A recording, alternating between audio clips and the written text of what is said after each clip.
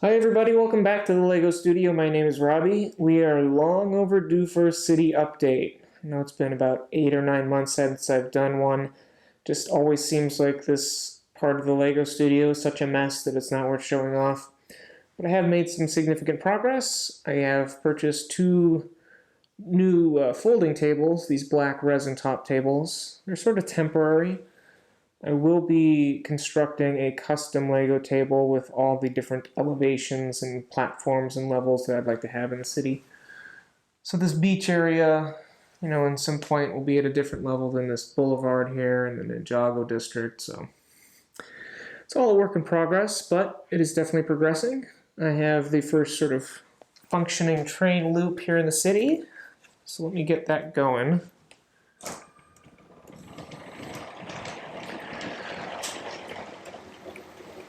So I know it's riding along the edge right here pretty precariously, but that's because it won't be here in its final position. It'll actually be mostly underneath this section of the city. So what I mean by that is it'll run outside for all of this lower loop here, and then there'll be a tunnel entrance here.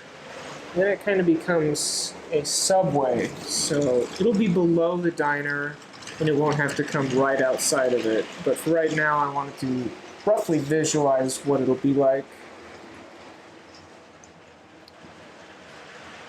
And it's just nice to have a train running in your city. So now it enters the tunnel, it's underground, it's running under all these modulars here. Probably an underground station right around there. Going underneath the mountain, then it'll pop out again, run along the water's edge there, in front of Ninjago City, along the front of the beach, and then back underground again. So it'll still be visible around here, but you'll have to sort of bend down to look at the station that it'll pass through. So I think that's kind of fun that it pops in and out. You don't just have an island of modulars with a train running around it. There's a little bit more going on here. So I can get bogged down in the details of that plan pretty easily. So I'm going to stop the train just for the sake of noise. It's very noisy. So we've got all our modulars in various states of repair and disarray. Some of which survive transportation better than others. Some have been completely rebuilt after being broken down. Some are just acting as storage for lights. So these are lights that will go to the diner. They just happen to be hanging out there for now. So yeah, lots of clutter, but it's kind of how I operate. We've got a mock in progress, so I sort of just build the facade of a modular and then I'll fill it in later. That's my method. So this is a little Grand Budapest Hotel version for my city. But yeah, I'm just sort of playing with the pink and the white and seeing what is too pink, what is not pink enough. It's a tough balance.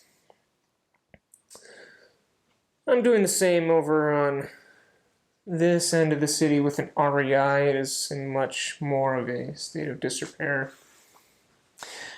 But I kind of like to build from the front and then fill in.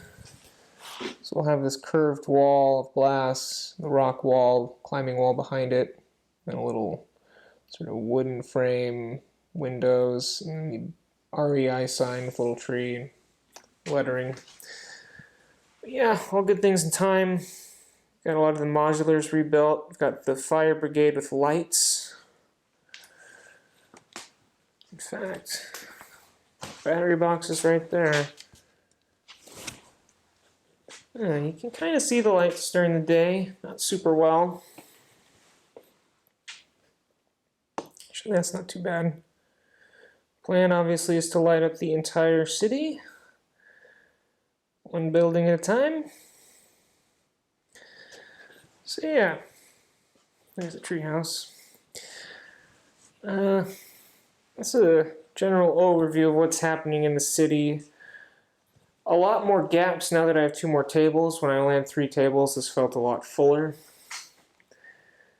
but it is in disarray as I've sort of shifted things around and added this table.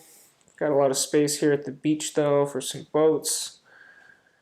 That green section of plates there, or base plates, represents the size of that new ocean exploration vessel. It's huge, but I probably will get it. So that's the city as it is right now. A little chaotic, but definitely coming along. You know, I say to myself every time that I make progress, it's still pretty much the best Lego city I've ever had. So if you compare it to what I had when I was a kid, I mean, no comparison. Is it where I want it to be? No, probably never will be. That's the beauty of it. Let's check out the amusement park. It's got the same sort of thing going on. I'm going to have different levels. Everything is just sort of temporary right now to visually block out where things will be. And that's especially important here at the haunted house, since it's so tall.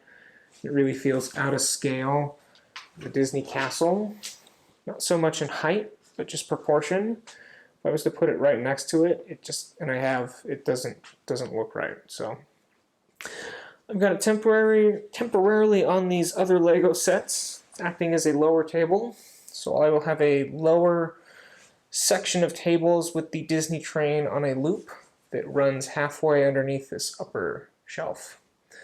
So the Disney train will pop out kind of right around where that carousel and mixer are on the lower level. Come around front, that'll be the station, sort of loop around and go back in under and continue under and back around again. So that's the idea.